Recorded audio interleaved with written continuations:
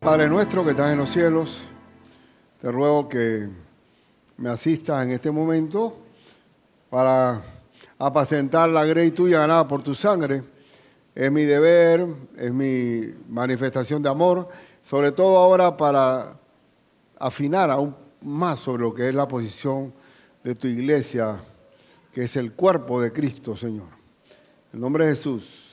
Amén. Hermano, yo creo que aquí hay que afinar esto.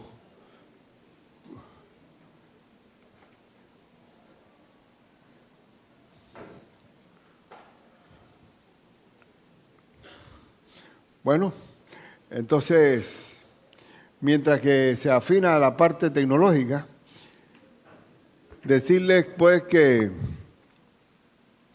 una bienvenida a Joan, hombre, y su esposa. Esa no es. ¡A la vida! Es que, hermano, perdone que se me quedaron los lentes, ¿saben? Se me quedaron los lentes. Pásamelo. Vamos a ver. Vamos a ver. Espérate, déjame ver. Bien, está bien. Muy bien, sargento. Gracias. Bueno, hermanos, miren. Yo les pregunto, antes de conocer a Cristo, cada uno de nosotros vivía perdidamente. Vivía siguiendo la corriente de este mundo, esclavo de nuestra propia concupiscencia. Seguíamos el camino de muerte gobernado por Satanás. Pero cuando Cristo vino a nosotros, todo cambió. Dice que la Escritura, de modo que si alguno está en Cristo, nueva criatura es, las cosas viejas pasaron, todas son hechas nuevas.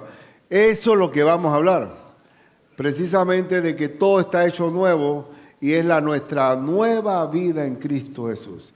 Todo lo viejo, no, porque yo soy fulano de tal, aquí no es ni que venezolano, colombiano, salvadoreño, porque aquí hay una ensalada, esto es una ensalada o un guacho, para decirlo más panameño, de nacionalidades. Todo lo viejo pasó. La única bandera aquí es la de Cristo.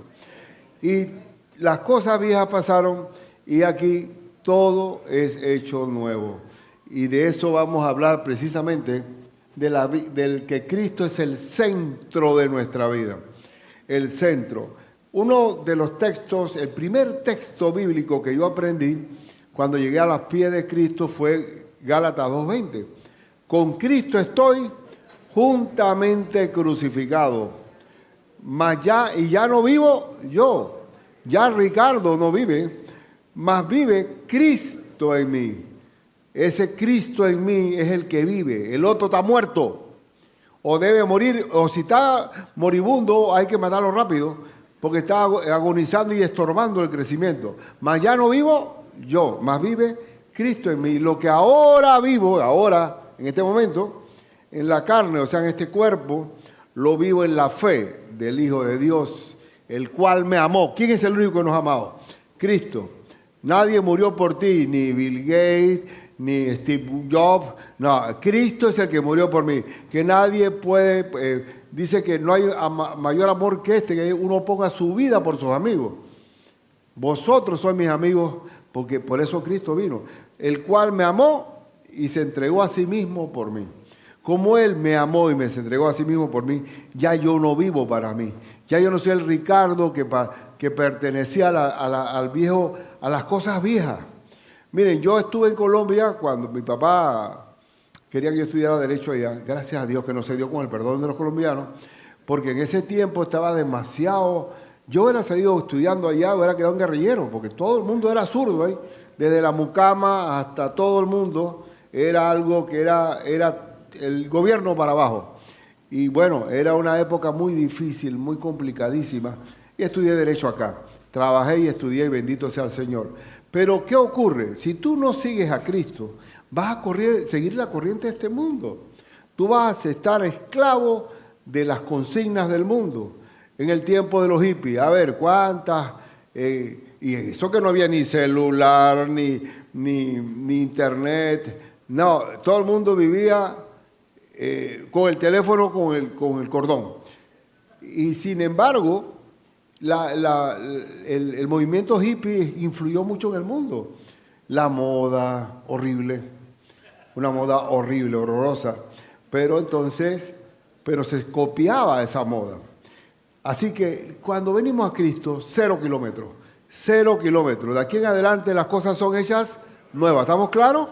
Entonces hoy no vamos a hablar, hoy vamos a centrarnos exclusivamente en el cuadro porque este cuadro soy yo y también debe ser la iglesia de Cristo. El centro de mi vida debe ser Cristo. Las cosas viejas pasaron y aquí todas son hechas nuevas. Entonces, vamos a ver, y de acuerdo al cuadro, que hay una rueda, ¿no? El que me hizo este cuadro fue Roberto, está muy bonito, muy hermoso, pero me hubiera gustado una rueda de carreta. Era porque no le dije, él se pasó, él fue una brújula casi, pero muy buena, está muy bonita, Roberto, muy bonita. Pero en la parte del eje, el principal, o la rueda de nuestra fe, se mueve a través de la obediencia. Ahí está la rueda, nuestro caminar en Cristo, Cristo como centro, es poniendo por obra lo que Él ordena y lo que Él manda. Si no hay obediencia a la palabra de Dios, no se mueve la rueda. No hay madurez, no hay crecimiento. Así que vamos a ver sobre la obediencia. Dice Romanos 12. Así que, hermanos, os ruego por las misericordias de Dios que presentéis vuestros cuerpos, mi cuerpo ya que pertenece a Cristo, porque he nacido de nuevo, en sacrificio vivo, santo y agradable a Dios, que es vuestro culto racional. ¿Cuál es el culto que Dios acepta? Que yo esté disponible a Él para el servicio, que haga lo que Él ordena. Dice, no os conforméis a este siglo. No tienes que conformarte a estar viendo TikTok todos los días.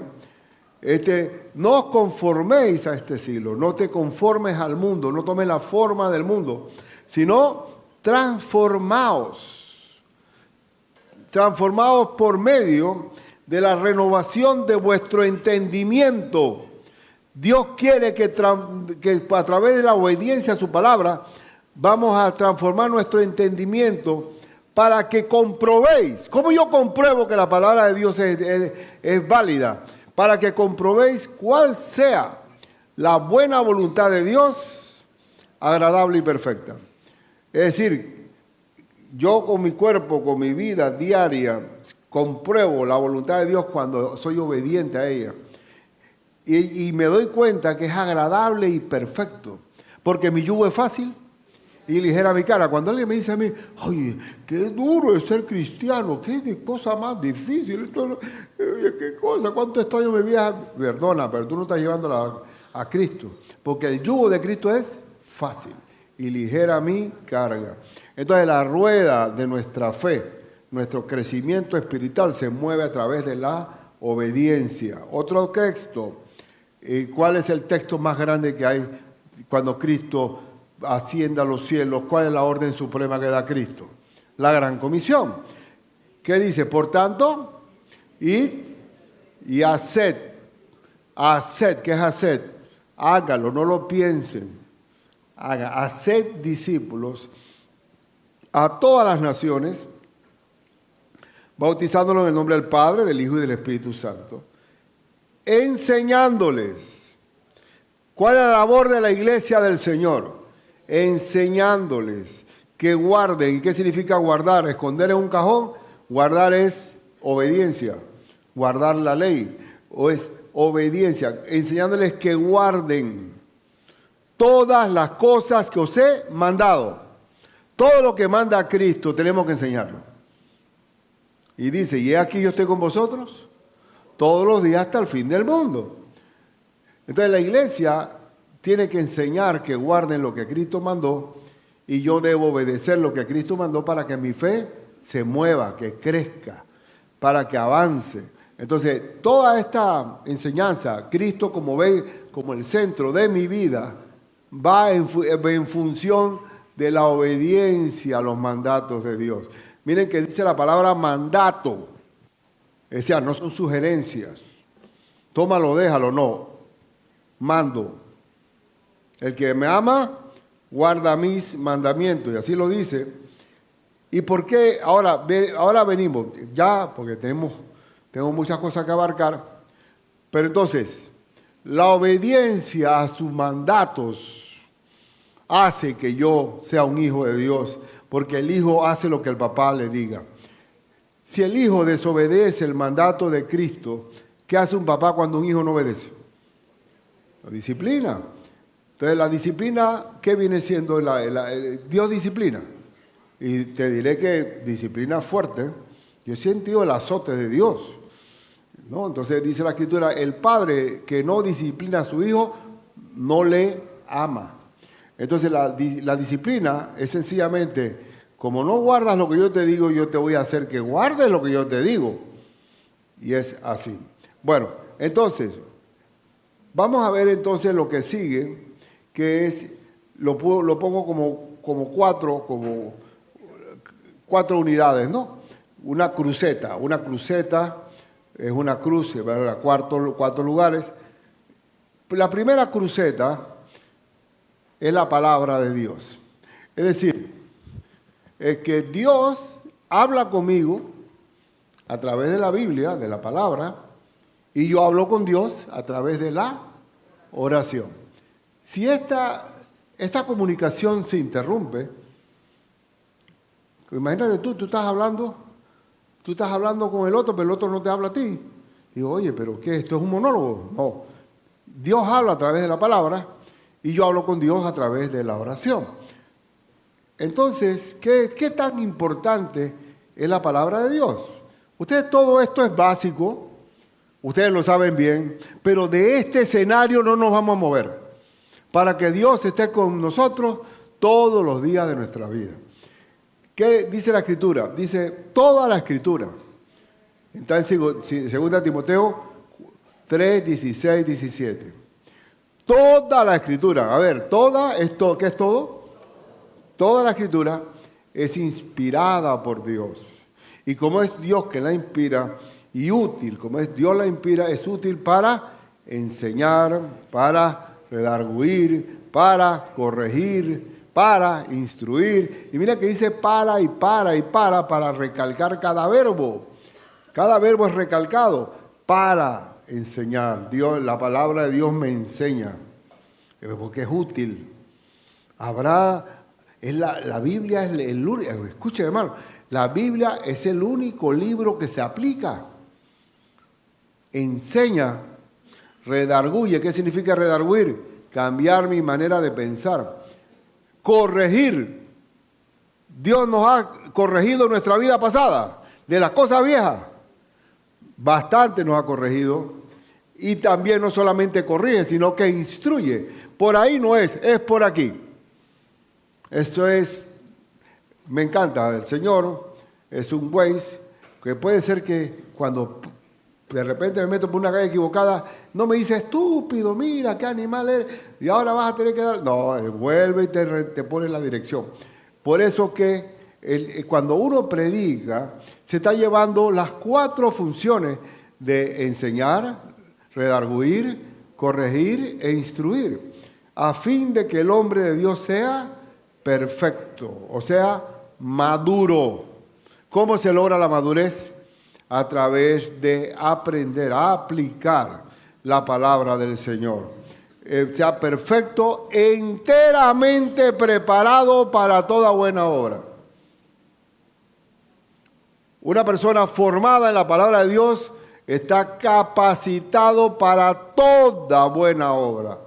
Ponga el doctorado que quiera. La maestría del Señor, porque el Dios, como Cristo es un maestro, ¿cómo sería lo que si yo me aprendo los mandatos de mi Cristo que tengo? Una maestría. La maestría de Cristo vale más enteramente preparado para toda buena obra. Y aún hoy más, porque dice Hebreos 4:12, porque la palabra de Dios es que viva y eficaz, viva y eficaz. ¿Viva qué significa? Que la podemos leer varias veces. Yo me sé este texto, pero la próxima vez que la ves con otro sentido, le viene otra aplicación. Yo no sé si le pasa a usted lo mismo. Es viva porque no muere, ella tiene un mensaje adicional. Es como cuando te estás haciendo una prueba con lentes, te van cambiando, y la segunda, la tercera, oye, este es. Pues que cada día va mejorando la vista de uno cuando la pasa la Biblia. Y yo le doy la vuelta y le doy la vuelta y siempre me está hablando porque es viva y eficaz. ¿Eficaz qué significa? Que logra un resultado específico. Y más cortante que toda espada de dos filos. Es más cortante que toda espada de dos filos. Así que ¿qué tiene que hacer uno cuando está aquí frente al púlpito hermano? Si la palabra de Dios es la eficaz y es más cortante que toda espada de dos filos, ¿qué debo usar? ¿Qué debo predicar yo? La Biblia, no hay otra. Si yo predico algo fuera de la Biblia, no va a tener efectividad ni va a tener la vivacidad que tiene la Biblia. Y penetra. ¿Qué es penetrar? Penetra hasta partir el alma y el espíritu. O sea, la parte del alma y la parte del espíritu, la palabra de Dios la penetra. Yo no me doy cuenta de eso, pero el poder del espíritu en su palabra es la que produce ese resultado. ¿No? Como aquel hombre que le dice, oye, tú le contaste todo al pastor de lo que está en nuestra vida. ¿Cómo? Y no le he dicho nada. ¿Por qué? Porque la misma palabra es la que... Ahí va. A partir el alma y el espíritu, las coyunturas y los tuétanos. ¿Qué es el tuétano? El líquido donde está el hueso. El líquido. Hay campesinos que he conocido yo, bueno, años atrás, que eran tan pobres, ¿no? Vivían en su rancho y tenían guindado en el rancho un hueso. Y bajaban el hueso a la olla y lo dejaban ahí. Hacían el sancocho, eso no es sancocho, la sopa, con el tuétano de allá adentro, de lo que quedaba del tuétano. Y dale. Bueno, la palabra de Dios llega hasta el tuétano. Y discierne los pensamientos y las intenciones del corazón. Imagínate hasta dónde llega, que con la misma Biblia Dios hace que yo me dé cuenta qué es lo que estoy pensando. Discierne los pensamientos y las intenciones del corazón. ¿Eso quién lo tiene, ese poder? Solamente la Biblia. ¿Qué significa la palabra sermón, hermano? Estocada. ¡Fuf! Yo no busco el ay de ustedes. Perdón, no busco el amén. Busco el ay. Cierta. Ahora, ¿eso lo produce quién? La palabra. No es nosotros. Entonces, ¿dónde tú encuentras la predicación de la palabra? En la iglesia. ¿Dónde encuentras la escuela dominical? En la iglesia, la escuela de obreros. En la iglesia, el discipulado bíblico. Todos los encuentros que tenemos, ¿dónde? ¿Dónde está la palabra reinando? Hágase tu voluntad, Señor. En la palabra de Dios. Entonces, la oración, la palabra de Dios, Dios habla a mí a través de la Biblia. Háblame, Señor, a través de la Biblia. Y yo hablo con Él a través de la oración. Y la oración, hay tantos textos, yo nada más saqué un pedacito de cada uno, pero en la oración, Cristo dice en Lucas 18, también les refirió Jesús una parábola sobre la necesidad. A ver, ¿cuándo algo es necesario? No puedes vivir sin Él. Es una necesidad de orar siempre y no desmayar. Aun cuando se vea que no se vislumbra una solución, sigue orando sin desmayar. Ora siempre. ¿Cuál es el texto más corto? Aparte de que Jesús lloró. Orad sin cesar. Y Cristo da una parábola sobre la viuda pobre y el juez injusto. había en una ciudad un juez que ni temía a Dios, ni respetaba a hombres. Cristo es un exagerado. Él se parece mucho a mi papá, que mi papá daba un ejemplo, pero eran para que tú no se te olvidara, te lo exageraba. ¿Cómo tú vas a buscar un juez, va a darle favor a una viuda pobre? Si es viuda no tiene marido, no hay quien la atienda. ¿Quién va a hacer un favor? ¿Con qué gano yo con ese favor? Es una mujer indefensa. Pero ¿cómo es posible que ese juez le hace justicia a esa viuda? Y cuanto más yo oye, es lo que quiere decir el Señor. Dice que había en aquella ciudad una viuda a la cual venía él diciendo, hazme justicia de mi adversario. Y él no quiso por algún tiempo. Pero la primera en llegar a la oficina de los estrados del tribunal era la viuda. Pero después de esto dijo dentro de sí, aunque ni temo a Dios ni tengo respeto a hombres, sin embargo, porque esta viuda me es molesta. Una mosca, cada ratito, le haré justicia. No sea que viniendo de continuo, me agote la paciencia. Y esto no falla, hermano. A veces tú vas a un tribunal o antes cuando ejercía, ahí está. Ahí Dios. El juez no va a venir, un ejemplo, o la secretaria, no, yo lo espero.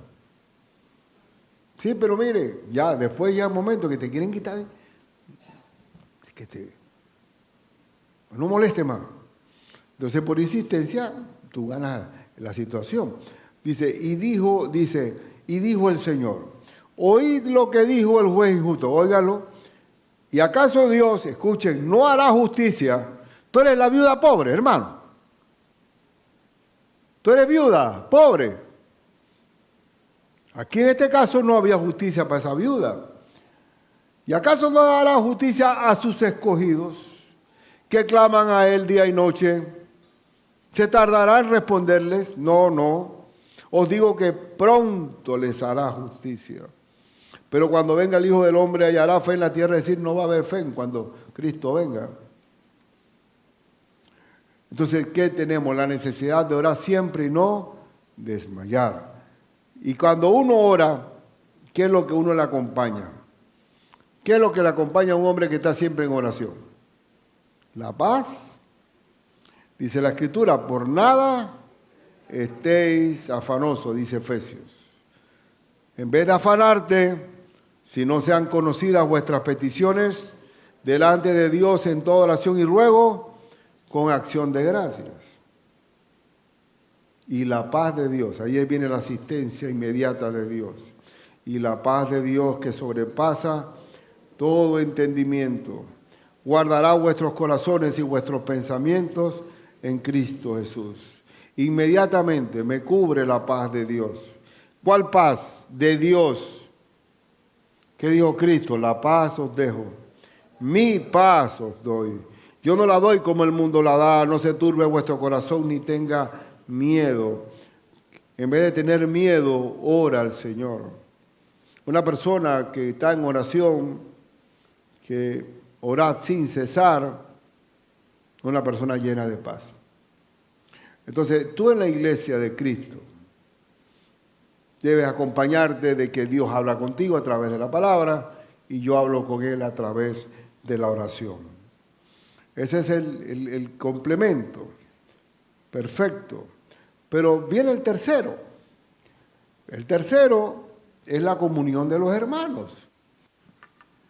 Si tú lees la Biblia y oras solo y dices, bueno, yo no necesito congregarme porque yo estoy bien con Dios y Dios conmigo y yo soy un Robinson Crusoe dentro de una isla, no tengo que ver nada con nadie. No, Dios nos diseñó para estar juntos, para lavarnos los pies los unos a los otros, para poder compartir mis grandes amigos. Siempre a mí me ha gustado la gente. Yo he extrañado a mis amigos de secundaria. Subíamos cerros y hacíamos excursiones y todo. Oh, nunca como esos amigos míos. Pero mis amigos no son nada al lado de ustedes, que son los más grandes que hay. Porque ustedes son hermanos en la fe. Nadie es más grande que un hermano en Cristo. ¿Oíste? Y aquí esto es un refugio. Este es un apoyo, un amparo. Mirad cuán bueno y cuán delicioso es habitar los hermanos juntos y en armonía, porque allí envía Jehová bendición y vida eterna. Y para poder tener una comunión entre hermanos, ¿qué tenemos que hacer, hermanos? ¿Cómo puede haber aquí una comunión con colombianos, venezolanos, ticos, salvadoreños, panameños, cada uno con su banderita aquí? ¿Cómo hacemos eso? Sometiéndonos a una autoridad superior, que es lo que Dios Cristo, que es el que manda dentro de la iglesia. ¿Qué es lo que dice 1 Corintios 1:10? 1 Corintios 1:10. Ya nada más están viendo allá. Los ruego pues, hermanos, por el nombre de nuestro Señor Jesucristo, esto es un ruego solemne, que habléis todos una misma cosa. ¿Cómo podemos hablar nosotros? Si hasta Colombia no es lo mismo el bogotano que el costeño. Que todo es, ¿cómo podemos hablar todos una misma cosa? Sometiéndonos a que esa cosa que debemos hablar todos es la palabra del Señor. Tenemos el mismo lenguaje. Por eso que cuando los hermanos llegan a la iglesia, reciben a Cristo, ¿qué es lo primero que queremos nosotros que ellos hagan? ¿Qué es? Discipulado. ¿Para qué? Para que hablemos una misma cosa. Para que haya comunión. Por eso que una vez ya ellos comienzan, ya la mirada les cambia. Ya yo siento como que es el mismo rebaño. Tenemos el mismo hablar. Miren lo que dicen. Habléis todos una misma cosa y que no haya entre vosotros divisiones. ¿De dónde se da la división? Cuando no hablamos la misma cosa, cuando tenemos doctrinas diferentes. Pero hermano, yo sigo la doctrina de Cristo. Es más sencilla. La doctrina de Cristo es lo más lindo del mundo. Hasta un ciego lo puede seguir. Oye, por favor. ¿Saben lo que pasa en gran medida en estos últimos tiempos? Apartarán de la verdad el oído y se van a volver a las fábulas. Ya yo estoy harto de ese maná. Maná de mañana, mañana de tarde, maná. Sí, pero mira que no te enfermas nunca. No te da ni COVID, ni resfriado. No te da nada con ese maná. Cero enfermedad. Sí, pero queremos comer carne. ¿Y Dios qué hizo el Señor? Lo castigó. Le mandó carne por 30 días seguidos. Que el mismo Moisés dijo, yo no creo que tú puedas darnos de comer carne por 30 días, no, ni 5 ni 10, 30, hasta que le salga por las narices. ¿Por qué? Por desechar el maná. Hermano, la comida de Dios es la que alimenta, es la que nos hace crecer, la que nos nutre. Y cuando hay divisiones, es cuando vienen ese tipo de ingredientes que en verdad que tuercen la escritura. Y entonces está predicho ya por el Señor que en los postreros tiempos apartarán de la verdad el oído y se volverán a las fábulas. Entonces termino leyendo en Corintios 10 que dice, sino que estéis perfectamente unidos en una misma mente y en un mismo parecer. Saque la Biblia de aquí de la iglesia, sáquela. No, vamos a hablar aquí. Si la Biblia en la mano. Sale el argentino, yo creo, a mí me parece, yo discrepo contigo. Y el otro allá, sale un colombiano. No, yo estoy en desacuerdo 100%. ¿Qué? Aquí ninguno de ustedes vale, aquí vale mi palabra. Porque si no hay forma de tener la misma mente, la mente de Cristo en su palabra, no hay unidad, hermano. Por eso que tenemos que ser celosos de la Escritura.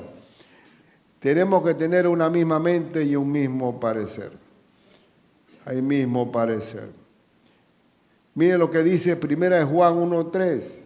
Lo que hemos visto y oído, eso os anunciamos. Para que también vosotros tengáis que comunión con nosotros, podemos tener comunión con los apóstoles a través de la palabra, y nuestra comunión verdaderamente con el Padre y con su Hijo Jesucristo. Hermanos, si no tenemos comunión con Dios, inmediatamente no vamos a tener comunión colateral, horizontal con los hermanos, porque Él es la fuente de la comunión. Y dice también Hebreos, y considerémonos unos a otros para estimularnos al amor. Pero para poder estimularnos al amor y a las buenas obras, no dejando de congregarnos como algunos tienen por costumbre, sino exhortándonos, y tanto más cuando ves que aquel día se acerca. Cristo viene pronto. Y es una costumbre dejar de congregarse, pero cuando tú te dejas de congregar, ya no tienes la misma armonía. Si no estás comiendo la palabra del Señor, no estás siendo edificado, estás comiendo otra cosa, quizás estás comiendo TikTok. Estás alimentándote de comida chatarra. En la comunión de la iglesia, en la escritura, ¿dónde nosotros vamos a encontrar palabra de Dios? En la iglesia. ¿Dónde va a haber los grandes amigos que hay? ¿Dónde se encuentra la amistad verdadera? En la iglesia. ¿Dónde nos lavamos los pies los unos a los otros? En la iglesia de Cristo. No hay algo más grande que la iglesia del Señor. No existe. Hagamos un muestreo aquí mismo. Entre nosotros mismos aquí hay gente de diferente raza, escolaridad, nacionalidad, pero nos une la bandera de Cristo. Y por eso tenemos que congregarnos. ¿Cómo se llama cuando uno se empata con alguien que no es creyente? Mira, hermanita, perdona, pero no vas a poder. Si es que me va a dejar el tren, yo voy a aprovechar este vagón que pasó. Ahí dame para subirme porque se me va a dejar el tren. Te van a tirar para el otro lado, ¿viste? ¿Y qué pasa? ¿Qué pasa con nosotros? Cuando nosotros entramos en yugo desigual, sean los negocios, sean que nos empatemos amorosamente, dice la Escritura que no va a haber entendimiento, no va a haber concordancia, no va a haber acuerdo, no va a haber participación entre el diablo y Cristo, ¿o no? No va a haber acuerdo. Y duele entonces. ¿Por qué? Porque tú pones un buey al lado de un burro a tratar de llevar una carreta y no hay forma de que lleven eso parejo, porque son yugos desiguales. La comunión se da en la iglesia del Señor. Dios nos ha dado dones para que participemos, que nos sirvamos dentro de la iglesia. La iglesia es una dinámica, una sinergia, algo tan maravilloso que eso no tiene nada comparable como la iglesia del Señor. Pero para eso se requiere ¿qué? La comunión entre los hermanos.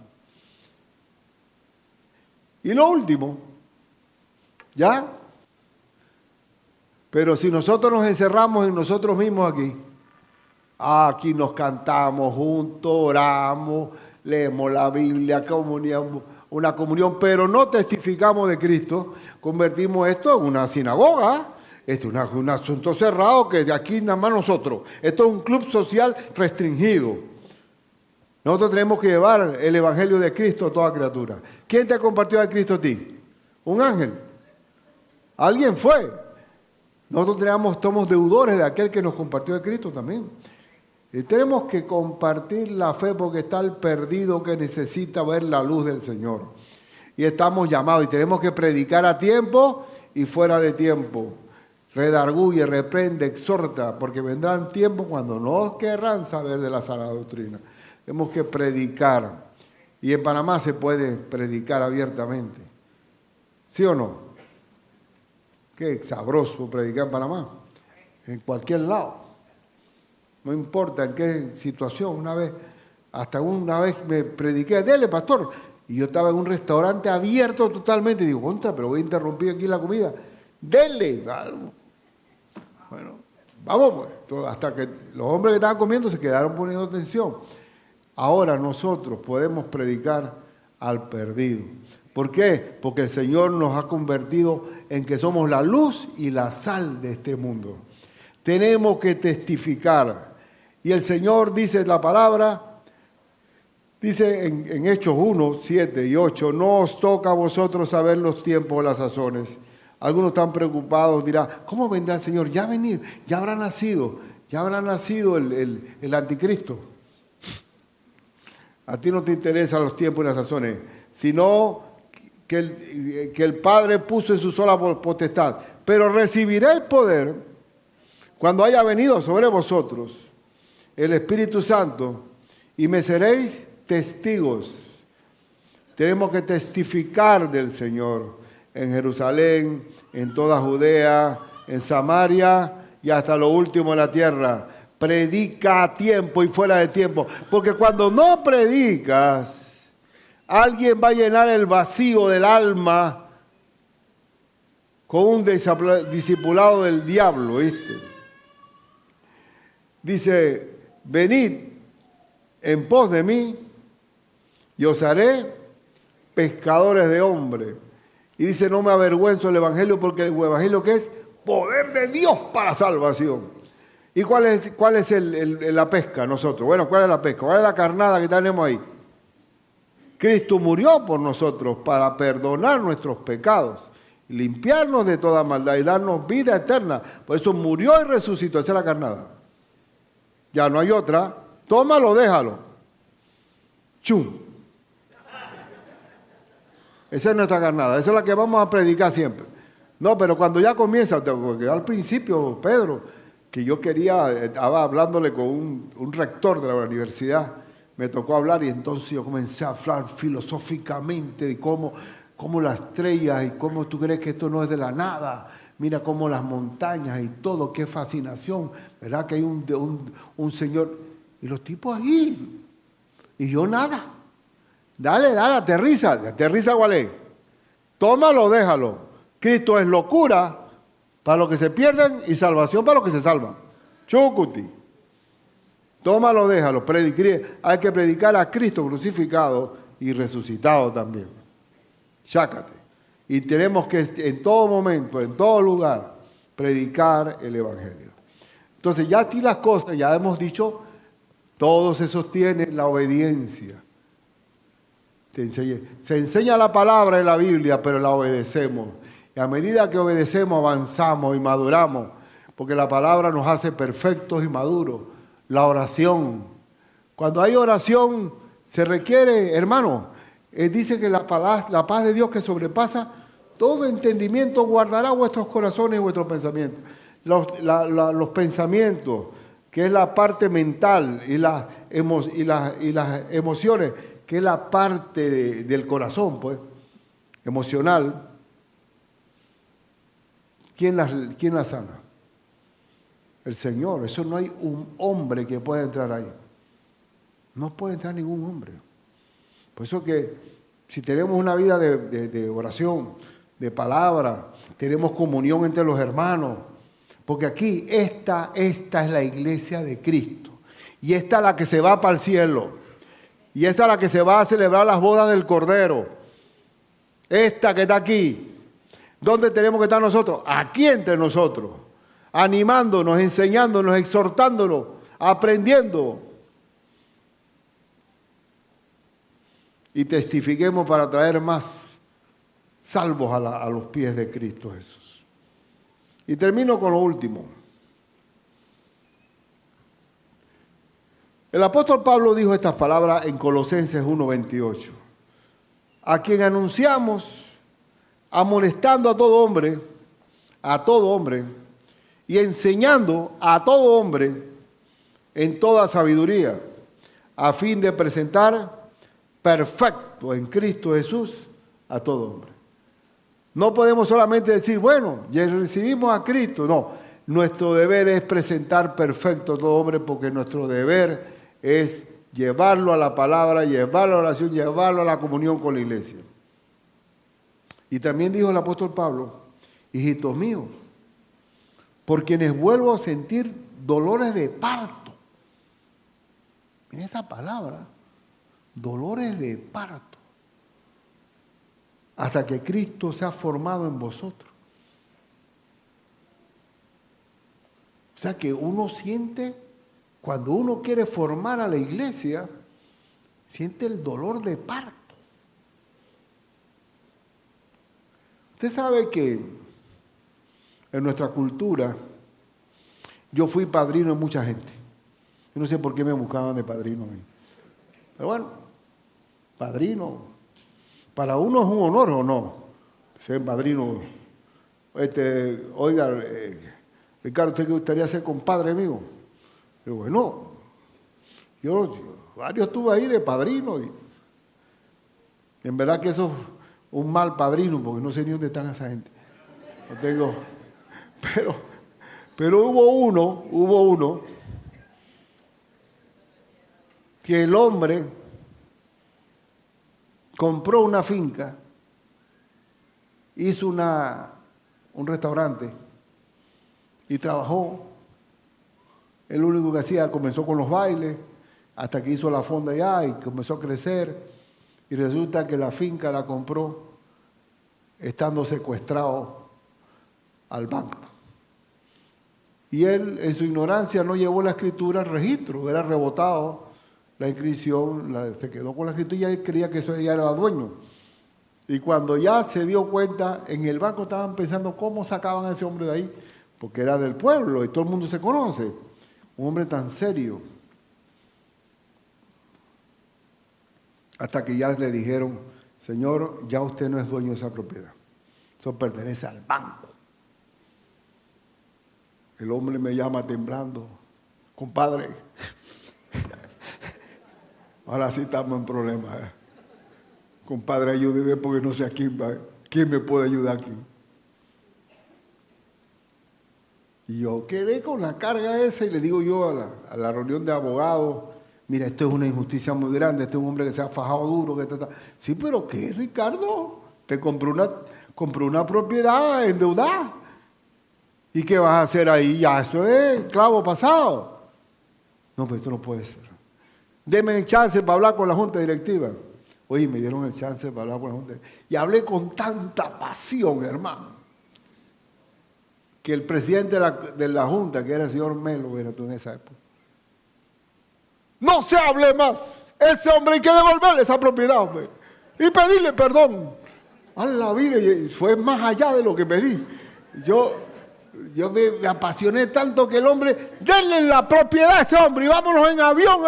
Oye, pero después dijeron, revocaron el avión. Dice, no, dile que venga acá. Cuando el hombre viene con su sombrero, y entonces hasta el periódico, el banco hace justicia con un hombre, y estaba la foto del periódico y todo, claro. Entonces algunas palabras que está toda la prensa y estaba la directiva, dice, bueno, yo nada más quiero agradecerle a mi compadre por haber... Eso no lo puedo olvidar yo, no lo puedo olvidar. A mí me dio perdón el Señor, que nada, tranquilo. Se entiende que es un hombre sencillo. Pero lo que quiero, hermano, es que usted se apasione con el ahijado que usted tiene como discípulo. Para ponerle un nombre. Que lo vivamos de verdad, que no sea de nombre. Que nosotros saben bien que cuando somos discípulos o tenemos un discípulo, compartimos las cargas o no. ¿Cuántas cargas me ha tocado a mí como discípulo vivir? Porque cuando uno está haciendo el discipulado, uno transfiere la vida y uno recibe una vida también. Y queremos que tomarla a pecho, con dolores de parto de verdad, porque Cristo viene. Y tenemos que hacerlo porque estamos en los últimos tiempos ya. Y por eso que mi última invitación, yo quiero que se pongan en pie aquellos que tienen un discípulo, uno por lo menos o dos. Pónganse de pie. Bueno, muy bien. Ahora, segundo, quédense así parados. ¿Quiénes están discipulados pero no tienen discípulos? Pónganse en pie. Y no tiene discípulos. Bien. Muy bien. Hermano, ahora mismo tenemos que hacer la gran comisión de Cristo. Hacer discípulos. Yo quiero que ustedes sean padrinos, más que padrinos, padres espirituales que tengan los dolores de parto por los discípulos que Dios les va a dar. Y que tengan y que van a recibir. Porque estamos en los últimos tiempos ya. Ahora, quiero algo más. Que pasen aquí a orar, porque aquí esto es un asunto muy importante. Pasen aquí al frente, aquí al altar, todo lo que podamos, todo lo que podamos. Eso.